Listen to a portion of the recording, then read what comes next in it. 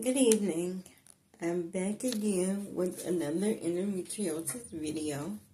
And this video will be on endometriosis pain and common pain problems that we have with endometriosis. So, a lot of times people just think that endometriosis pain is just like cramps and things like that, which it could be.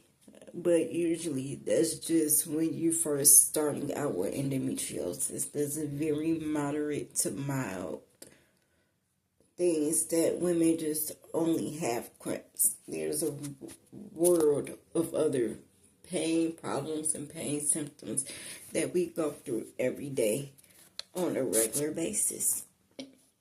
So some of the common endometriosis pain symptoms is pelvic pain, which can be in the lower back too, or just the pelvis.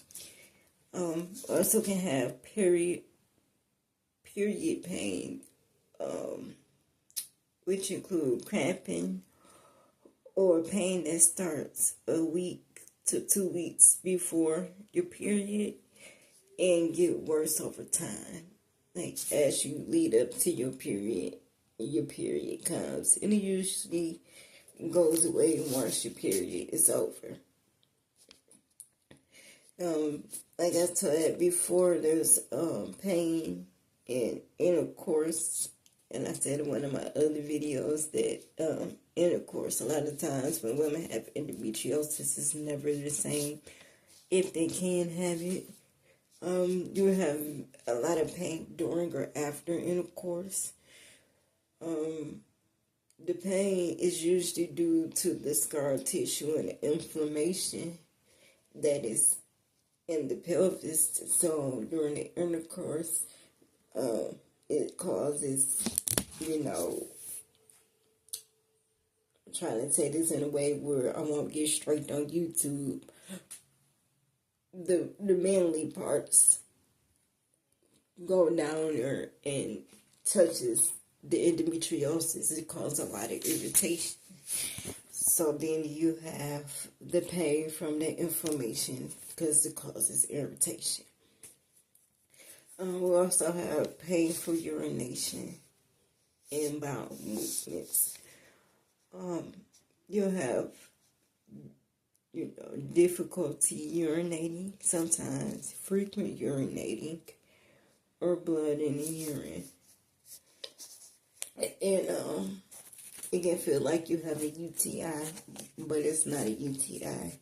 It could be the endo, or it can even be IC, which is a whole another thing that endometriosis itself leads to, or sometimes not without endometriosis. But most of the time, IC is caused by endometriosis. We'll try to explain that in another video on another day. So, like I said, you have the painful urination, the heavy urination, the painful bowel movements, and you can have heavy or prolonged menstrual cycles. And also irregular periods that could come and go. Instead of 28 days, they could come sooner. And instead of, you can have a lot of spotting. And instead of it lasting like a full cycle, it goes away and then it comes right back. So it's another very irritating thing that you have to deal with the menstrual cycles. Like I said, being very heavy. I said, I experienced heavy menstrual cycle. Like I said, I went through diapers before I had my hysterectomy because the endometriosis caused my cycles to be abnormal. You also can get bleeding and spotting in between periods, which is a part of the irregular period. So it can, like I said, come and go as it please, depending on how much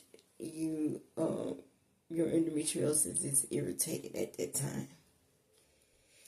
It also can cause an inability to get pregnant. Sometimes there's a lot of scar tissue down there that your it's not moving the way that it's supposed to down your fallopian tubes, or the sperm won't be able to get up your fallopian tubes the way it's supposed to, especially if you have endometriosis in the fallopian tubes itself.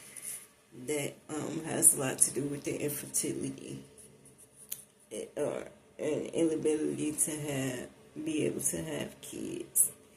You can have a lot of bloating or nausea. I myself experience a lot of nausea to the point that sometimes I can't eat for weeks at a time. I'm not necessarily throwing up, but the nausea is worse than throwing up. It's there, it's nagging, it doesn't go away, and it's very frustrating. What also with the bloating and nausea, the bloating can also be called endo belly, which is a term used to describe women when they have this uncomfortable pain, often painful swelling, bloating in their stomach, and it's all just associated with the endo. You don't even have to be on your menstrual cycle. You'll just be bloated for no reason. And a lot of women say that they have to have special pants, or they wear pants with elastic bands when they experience the menstrual bloating. I'm sorry, not bleeding. It looks like they're pregnant. So that's one of the more extreme things too. You also can experience fatigue and low energy. So a lot of times I get fatigued and I can sleep for days at a time. And when a lot of women experience this, you don't want to get out of bed. You're not necessarily depressed or anything. It's just like you're so tired. Your body doesn't want to do anything but let you sleep, let you rest. And you can't even get the rest because you're just so tired, so fatigued. Nothing is helping you bounce back from it. And sometimes that can lead to, depression and anxiety, especially being fatigued and being in the bed and being in the same room. A lot of times has to do with, can cause the depression and anxiety. The pain itself can cause depression and anxiety. Especially if you're in pain every day over a long period of time, your depression could be very, very substantially bad, depending on how long you had the pain and how severe it is. We also have problems with sleeping. So, like, you can have problems with sleeping patterns. Like I said, you can go from points at a time where all you can do is sleep. You can't wake up. You want to be in the bed because you're so fatigued. And then other times, you're in so much pain. And it's so, so excruciating that you can't sleep because the pain keeps you from sleeping. You can also have intermittent diarrhea and constipation. So you can go from going to the bathroom constantly because of the bowel problems to not being stopped up because of the bowel problems, because endometriosis a lot of times implants itself on the bowels, in the colon of women. That's one of the most common places that it goes after the uterus is on the bowels. The colon, so that has a lot to do. Like I said, before I had my first ovary removal. My first ovary was connected to my colon, and every time I had gas or had to go to the bathroom, I felt like I was dying. It was so bad, the pain. Felt like somebody was stabbing me and twisting a knife in my stomach because the gas didn't have anywhere to go, because the endometriosis was like squeezing on my bowel to so it was hard for anything to get through. So that can cause, like I said, a lot of problems. A lot of times people have radiating pain, so the pain can radiate to the legs or the lower back, and it's caused from the inflammation spreading to the nearby organs in the pelvis.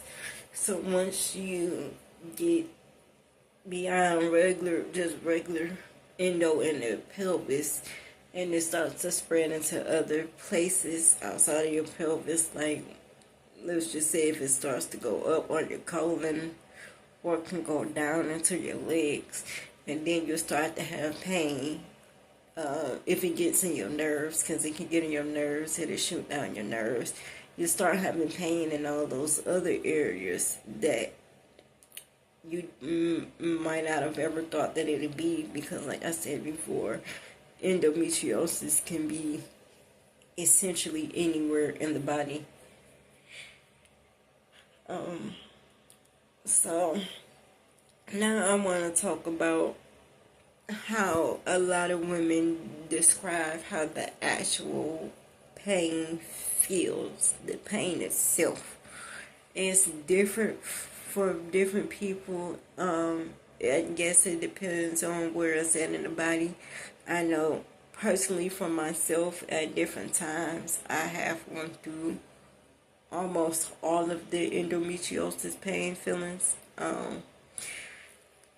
and they're terrible pains, and there can be anywhere in your body. Most of the time it's mostly in your pelvis, but like I said before, the pain can shoot up your back and down your legs.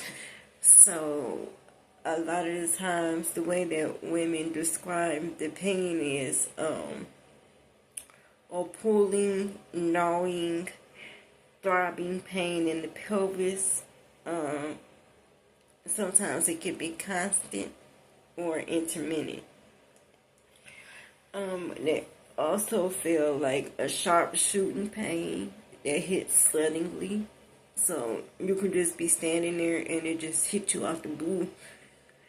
And I experienced that a lot. The most thing that I experienced, the biggest way that I experience endometriosis pain myself is the burning and the stabbing like pain. It feels like you're being burnt with a hot poker. Like, just imagine someone taking the poker and putting it in the fireplace and letting it heat up until it's burning red and poking your pelvis. That's what a lot of women said it feels like. That's exactly what it feels like. And also, it feels like you're being stabbed with knives. It feels like, I like to describe it myself, I feel like someone is taking a knife and dug it in my skin just enough to scrape it back and forth across my pelvis. So, not enough to actually make me bleed, but enough to make me feel it, like it's just being dug back and forth across my pelvis. And that pain makes you ball up and not want to do anything, and you can't move around. It's basically that stabbing back and forth against your pelvis. Some more things that people have is pelvic floor spasms. So just like you might feel muscle spasms in your legs or your back or any other place in your body, you can feel the pelvic floor spasms, and mostly that happens after intercourse. That's a lot of the times that women feel that pain. So another thing I wanted to talk about is what is called a flare-up, an endometriosis flare-up. So, you know, a lot of different diseases, a lot of different things have flare-ups.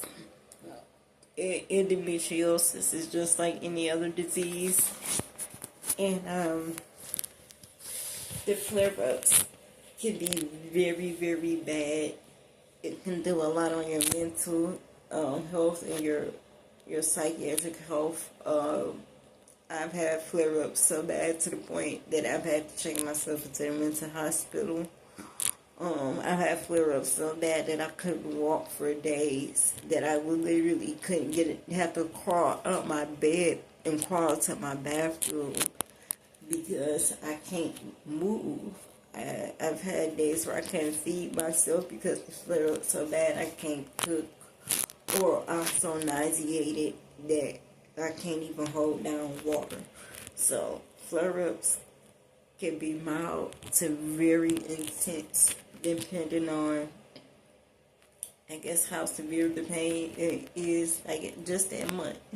Because from month to month, the flare-ups can be different. Some months I have a mild flare-up where it's barely anything, and then other months I have a flare-up so bad that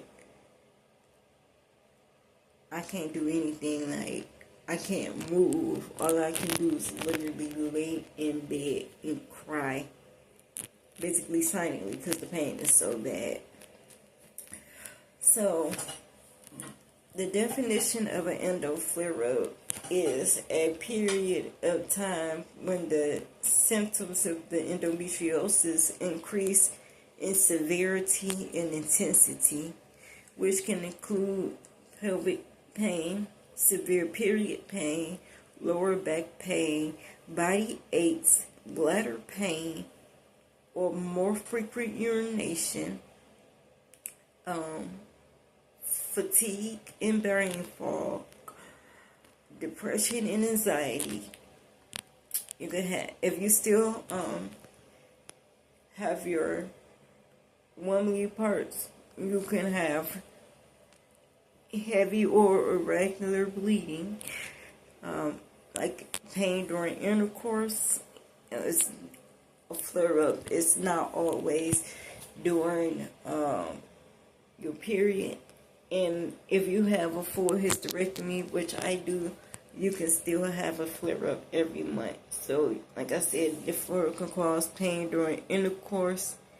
It could cause very bad digestive issues. Like I said, the nausea is so intense that you can't eat anything, drink anything. Like I said, mine gets so bad I can't even hold down water. You also can have bloating or severe bloating. And these flare-ups can last from a few days to a few weeks, depending on just how long it wants to last. There's really no way that we can time when our flare-up is going to come. There's no way we can time how long the flare-up is going to last. There is no science. You can't even predict it around your menstrual cycle because it's not predictable. The flare-ups can come and go at any time and stay as long as it wants.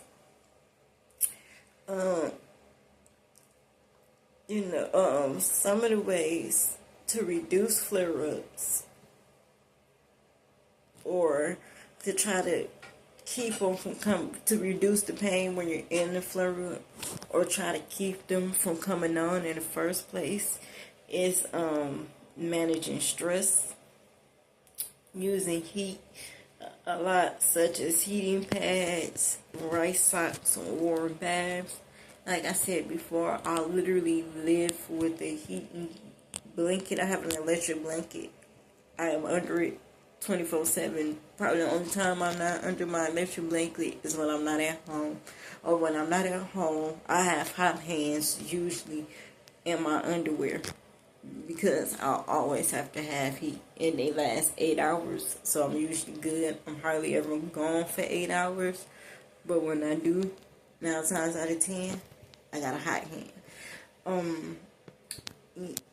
Like I said, heat exercise, but like light exercise, such as yoga and stuff like that, because if you do any extreme exercise, that can counter what you're trying to do, and it can make your endometriosis worse by over exerting yourself. You can also start eating an anti-inflammatory diet, because endometriosis is it's inflamed. That's why you feel like you're on fire. It's inflammation. It's basically, to me, another form of autoimmune disease because of the inflammation, but it's not diagnosed that way or under one of those, anything like that in the medical field. That's just my personal opinion, so don't take that as a fact. Let's see, anti-inflammatory diet, staying well hydrated, and like I said before, practicing when you exercise, do like yoga and try meditation. And that's a lot of the ways that pain can come back up and you can combat pain. So that was just the wide basis of what people can experience pain and things like that. And I just wanted to give a little bit of my personal experiences of my flare-ups. I can't always time them, but a good 90% of the time, my flare-ups usually come sometime around the middle of every month. Some months are worse than others, but when I have the worst flare-ups, I have headaches to the point that I can't open my eyes. I can't eat anything other than maybe ice cream. I can't hold down water. I can't get out of bed because I'm sleeping. Sometimes it depresses me very bad. Or I get really angry and I don't know why I'm angry and I want to fight because I'm in so much pain. It literally comes out to the point that I want to fight. And I don't know how many women with endometriosis experience this, and I want to let you know you're not alone. I know how the pain, what it does to you and how it makes you feel, and you're not crazy and you're not alone. Just because you're angry and you can't figure out why you're angry, I'm here to tell you that 9 times out of 10 your anger is coming from the pain and being in pain and not knowing how to manage it and just wanting some relief and just wanting to be normal and just wanting to live a happy life and just want to be able to get up and go for a run or even a walk. Or even walk into your bathroom. Because twice in my lifetime, I have not been able to walk because of this disease. Like, at all. I literally had to crawl. And one of those times is when I lived in Georgia. And when I say I couldn't get up to walk, my bathroom was in my bedroom. And I couldn't make it to my toilet. My pain was that debilitating. My pain has been so debilitating to where I have been out just walking and having a regular day. And this is when I first break before I got to the point that I was disabled. I would be out walking and it would be a normal day. And then out of nowhere, I would fall. My legs would just give out. My pelvis would give out. Everything would just give out on me. And I couldn't figure out why. And it was the endometriosis. My body, my muscles, is tired. The biggest thing that helps is definitely physical therapy. So if you can't get in physical therapy and find a physical therapist that specialize in pelvic floor physical therapy, it will help a lot. But this pain, it's been playing nights I've been up crying, asking God why, asking God to help me, help take this off of me, ask Him why is this my story, why is this my purpose? And I'm here to tell you my purpose of carrying this for all these years is to do this, to tell people that you're not alone, and to show other people that we are real. We go through this alone. It's hard to keep a partner. It's hard to keep anybody in your life because everybody look at you as mentally unstable or crazy, bipolar, schizophrenic. And 90% of people with endometriosis don't have bipolar or schizophrenia. I just so happen to already have it before I was diagnosed with endometriosis. But you get all those diagnoses, you get 50 million diagnoses, you're told you're a drug addict, you're told you don't want nothing in your life, you're not heard, the doctor's telling you it's nothing there, the doctor's telling you they can't help you, the doctor's passing you off from one to another. I'm here to tell you that they might not ever find a cure. Even if they don't, I want you to know you're not alone. Because I felt alone for years. For years. And sometimes I still feel alone. But you're not. And if you need help or have questions or just need someone to talk to, I'm here because I've been there. I know. I'm still there. I still struggle with it mentally, physically, emotionally. I still cry about it. I still have days where I still question and ask, why do I have to keep going through this? I've given it to you. I've asked, I've changed, I've done everything you told me to, but it was not for any of that. My purpose is to help people with endometriosis understand that you can live a life. It may not be a full life, but it could be a semi-normal life. It might take a long time. It might take a lot of work. You might not have a lot of friends. You might lose a lot of friends. Because I'm telling you, you lose a lot of people going through this because people don't believe you. People say you're a liar. You're just making up stuff.